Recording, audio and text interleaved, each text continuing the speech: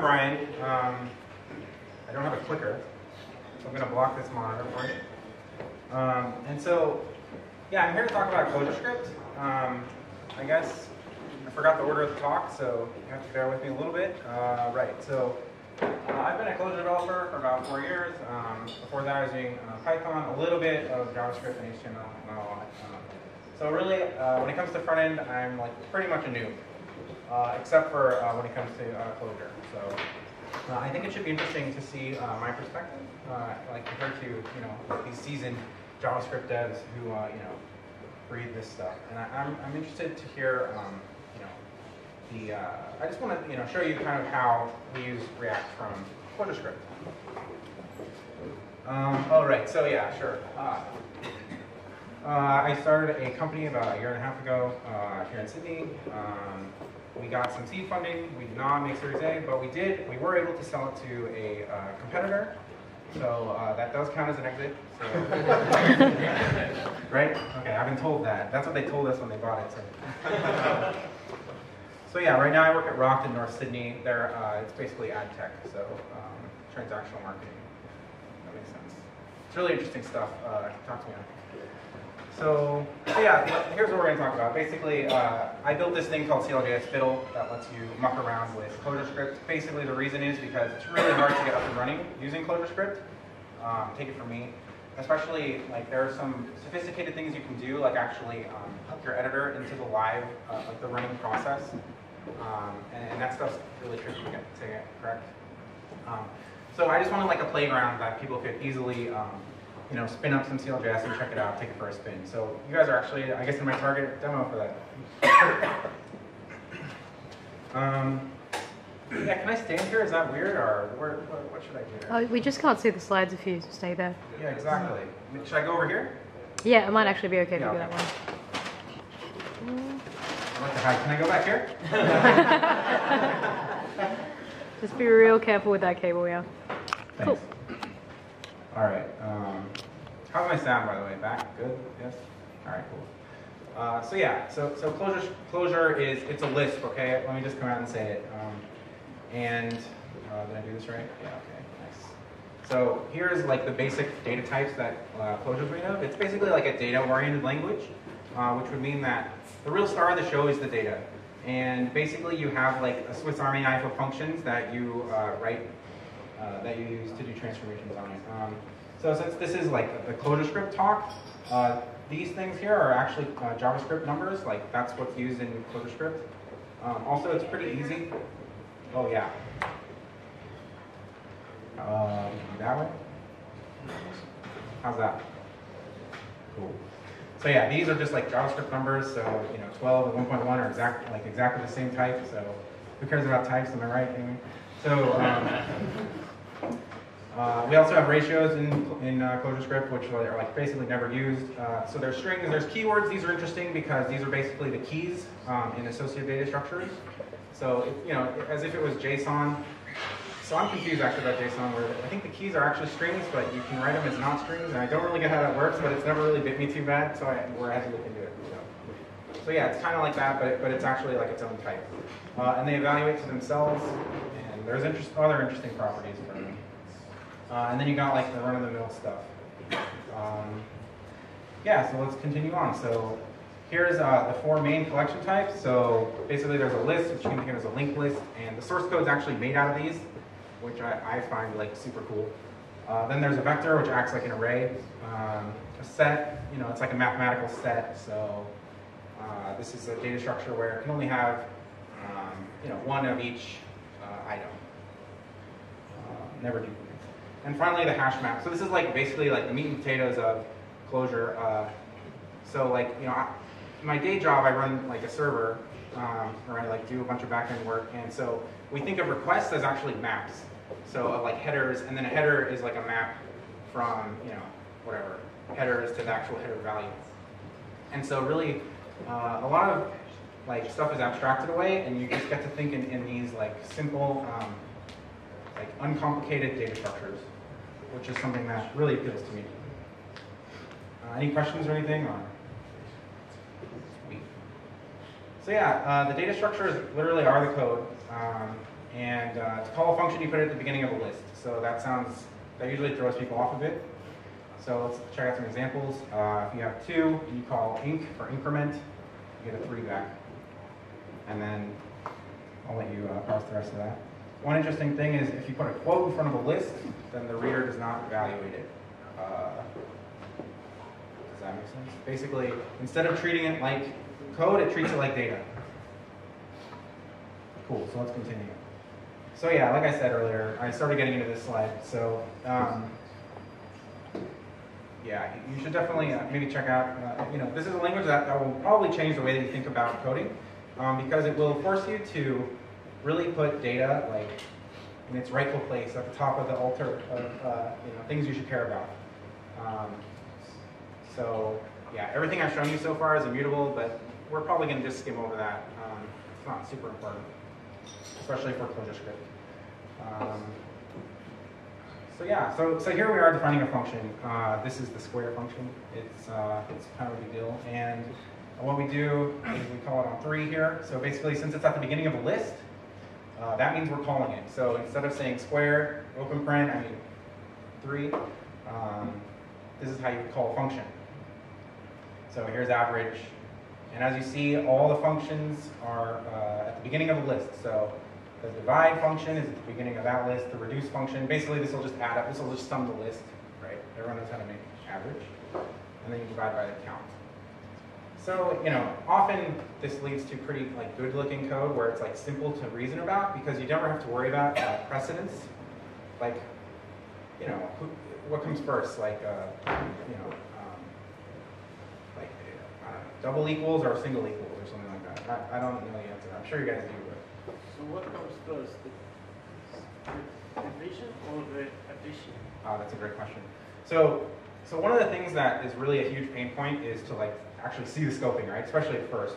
You might notice with this text highlighting that these pink parens, they kind of match up. So basically, the way that this works is reduce gets called first, and then the result of that computation is basically passed into this magenta zone. And then same with count. So since these are just functions, anything that is an argument to a function needs to get evaluated and then passed to the function that's using it. Thanks. That was a good question. All right. Oh yeah, cool. So here's a quick little code puzzle data example. This is a clever thing that one of my coworkers came up with. So here, everyone knows what an anagram is, but for those of you who don't, an anagram is basically a word that shares the same number of letters as another word. And so if you sort 2 words that are anagrams, you get the same value back. So here's the problem. So given an array of words, return or a list of words, return a list of lists so that each sublist has all the anagrams for that word. So yeah. So this is how you would get the whole thing. Sorry about that. Just ignore that. All right. So let's take these 4 words. Okay. Iceman and cinema are both anagrams. Okay. And so is tops and stop. Okay. So basically, all you have to do with Clojure to actually find those, or even this works in ClojureScript too, same thing, is you call this. You basically just use this. So groupBy will build up a map. GroupBy takes the sort function, and so it calls it on each string and gets back a sorted string. And then it puts that as a key in a map. And the value of the map will be a list of every collision, basically. Is that clear? All right, cool.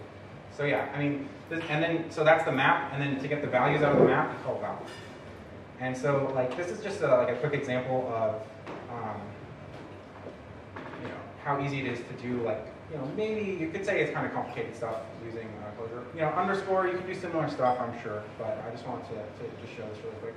And one of the tricky things about this though is you really do have to kind of read it inside out. So you start on the inside, and then you say, okay, then I do this to it, and then I do this to it. So there's actually a syntax.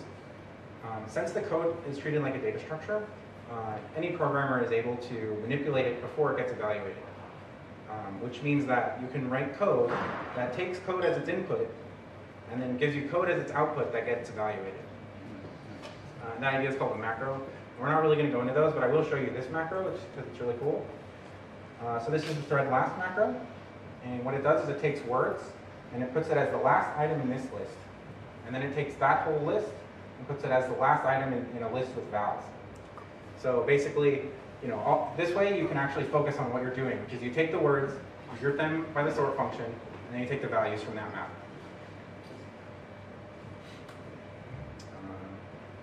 Yeah, so I was going to do like some live coding now, but it's kind of tough because I'm like holding my mic. I know that it says that in the README, okay? But do you want me to hold the last one? Great. Yeah. It's this one. All right, here we go. Whoa, thank you.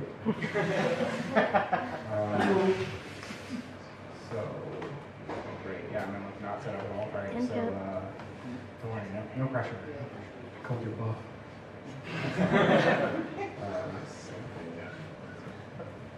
Oh God. I really can't remember. All right, I think it's like sample.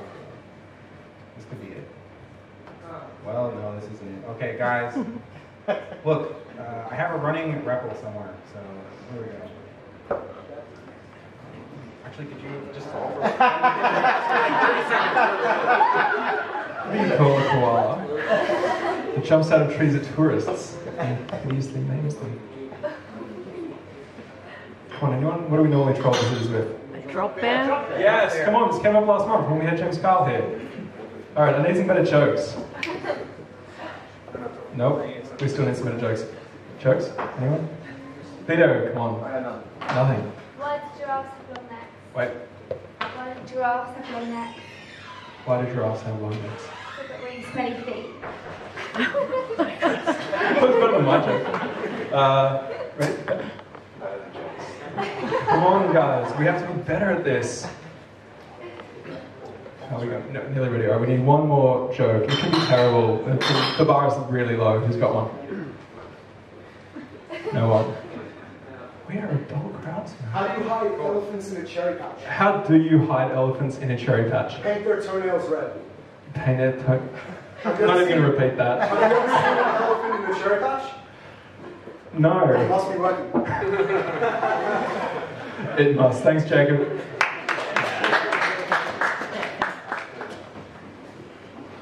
Yeah, so actually I just wanted to explain like what a REPL is. So basically the code, oh yeah, right, sorry. I could have explained this for you. That would probably go much better. Make it bigger. Oh yeah, right. Who knows what REPL stands for? Yes? Anyone just yell it out? Yes, read eval print loop. So we're going to read the code. The environment is going to evaluate the code. And then the result of evaluating the code is going to get printed, and then we're going to be back at the start again. That's the loop part. Yep. So what we're seeing here is a REPL demonstrated live at React Sydney, handing over to our first speaker. Cool. Yeah, so as you can see, we have like some code here. Basically what happens is this gets evaluated, and then it gets printed, and then we loop it. And so reading is actually the process of taking a string of code actually, and then turning it into a data structure. And that data structure is what we call an AST, so an abstract syntax tree, which doesn't really matter. But so in Clojure, you're actually dealing with the abstract syntax tree. And in most other languages, you actually write strings, and then there's like an interpreter or a parser or some kind of system that actually builds the AST for you. So in that way, it's a bit more simple. So here's 3 with the threading macro that we talked about earlier. And yeah, right. So yeah, if we do like an interesting thing to do is basically you can say like group by even 1, 2, 3. Okay, this kind of like just explains what group by does, and it's kind of like a great function because you can pass any function to it, and then get like useful work out of it. Like this could be like logged in users or something like that, and it's just like a really elegant way to get your work done. So yeah, I guess that would do it for the live coding. So. All right, that's right.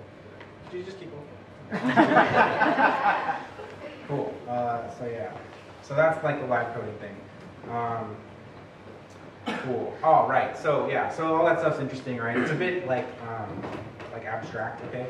And so I wanted to like just show you like one of my favorite things to use Clojure for, which is building HTML. Does anyone here like build up HTML with Clojure ever? No? Come on. All right, whatever. I know you do. Okay, that's JSX, right? Let's go. You guys are React people. So yeah, hiccup is a Clojure and Clojure. Well, it's actually a Clojure library, okay? But the way that this started is people wanted to build up HTML on the server using Clojure. And so Clojure is also like what we call the data structure that, or sorry, hiccup is also what we call the data structure that gets fed to like this function called HTML, which is like this magic function that reads the data structure, gives you back HTML. Let's check it out instead. It's more important, right? So here, it's like really complicated as you can see. This is an H2 that says hello. That's what that symbolizes, okay?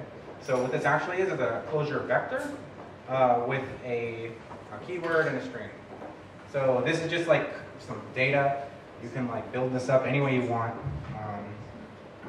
And so here's like how you would add a style. So this would be a red hello. And then you can also add classes like this. And you know, there's other like little interesting shortcuts that we'll skip. So yeah, it's kind of like Jade. You may have thought that. Someone at my work today when I practiced this talk said, hey, that's just Jade, man. But I didn't know what he meant, but I put this in. So yeah.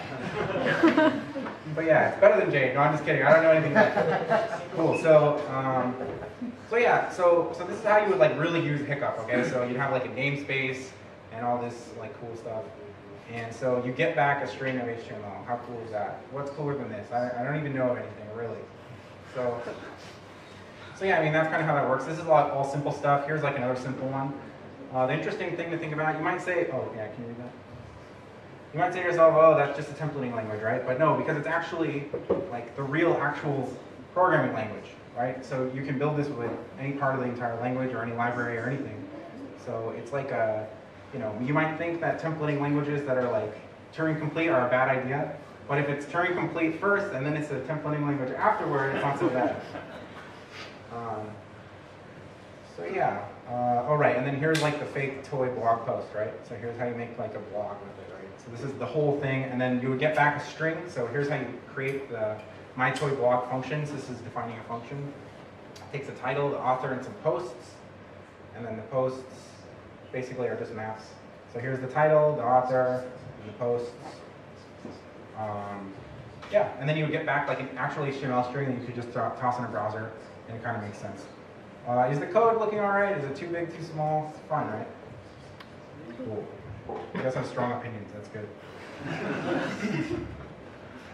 So yeah, finally, all right, let's talk about what I made. That's way more awesome. So ClojureScript is actually very hard to set up.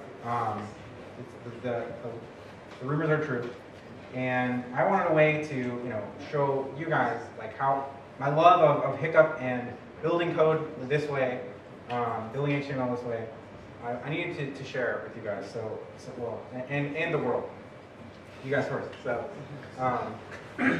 So yeah, so actually we use a library called Reagent, and what it does, that's what we're going to be using.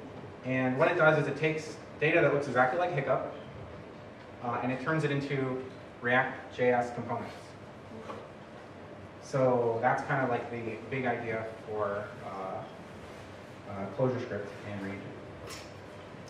So you also can link into like the like component did mount or any of that stuff if you want to, but usually it's not necessary, and I'll show you why in a minute. So yeah, let's go check it out. I don't even think I loaded it. Great. So it's actually on the internet. Someone else designed that for me. All right. So I don't know how to do CSS. Okay. So yeah, right. This might look familiar to you. If it has, I've done a great job. So on the left, we have like some buttons that kind of like will preload it. You can like save your thing. Oh yeah, it's like wrapping weird. This is great. I'm such a professional. I'm a professional web developer. So yeah, here's like a component. So we def the component. This is probably kind of a bad example since when you put the ampersand, basically it just says that this is like a multivariate function, which just means that it can take many arguments like 0 to n arguments or whatever, and then puts them in a list. So anyway. Next, here's like a simple component. So basically, you know, this has no arguments, and so we can basically call it like this. So what's actually going on is, what I'm doing, so I can tell you what's actually going on. So in this, you're editing a string, obviously. ClojureScript is able to compile itself, which happened like kind of recently, maybe like less than a year ago. And so what's happening is that this is being passed to the ClojureScript reader, being read, and turned into like a data/code, kind of the same thing.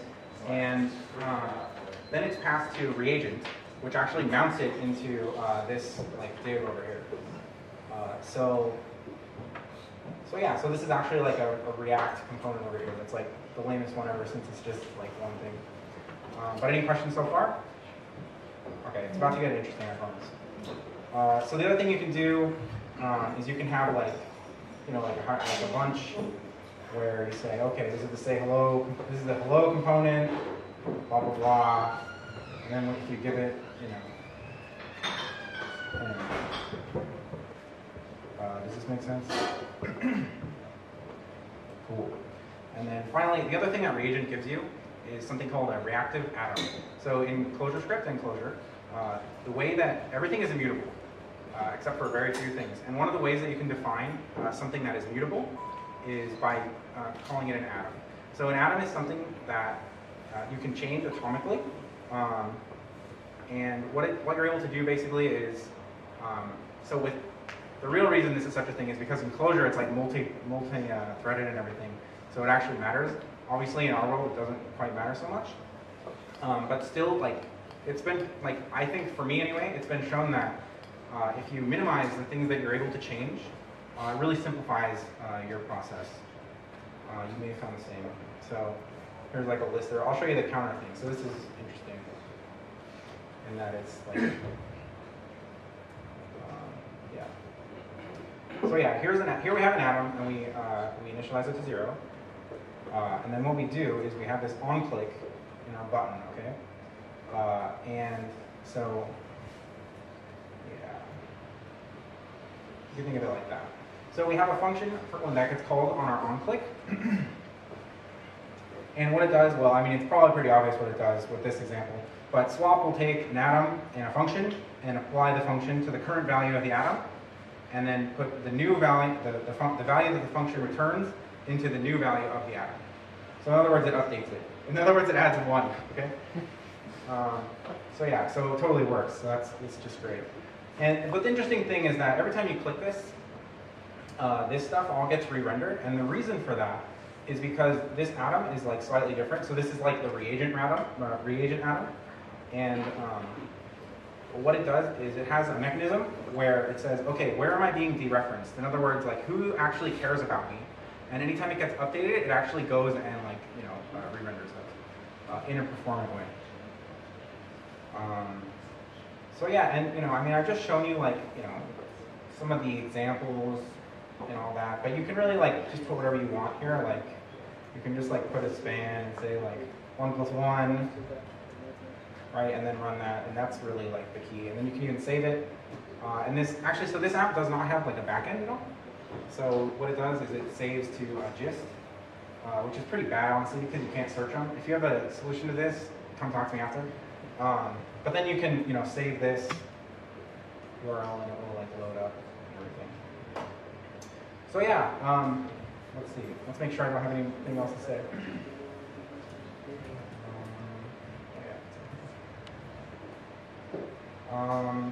Yeah, so, oh, right, barn for, anyway. It's easier to keep track of the parens than you think. Yeah, sure, question? With the closure fiddle, was that being executed on the server or? Ah, great question. Yeah, I didn't even mention it. Yeah, so all the ClojureScript fiddle stuff is on the client. Yeah, so everything that you do, basically, when you load the app, it also loads like a ClojureScript runtime.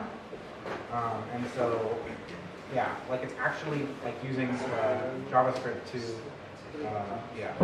So yeah, that's about it, guys. We're almost there, right? How big is the runtime? Haha. Yeah, so let's check this out. I think that It's not really sure. I think it's like 1.7 megabytes maybe. Don't quote me on that. But I think that's the weight of this page. So that's like after it's been gone through the Clojure compiler in advanced mode, and then also gzip. Okay, so yeah, gzip. I thought that was awesome when I did that. I'm serious. I wrote a blog post about it. So you probably think I'm kidding. Yeah, I think most of the. Yeah, so to answer your question, I'm not sure. What is the question? What does nyancat do? Sorry? What does nyancat do in your terminal? Oh, yeah, thanks for asking. So nyancat, it tells you how far up in the buffer you are. So if you go up, it goes up. So it's a scroll. And also you can click on it. This is awesome. This is amazing. Cool. Because as an Emacs user, I love using my mouse all the time, so it's just the best. But yeah, thank you. Awesome. So hey, thanks you guys very much. It was great giving a talk here, and I appreciate it.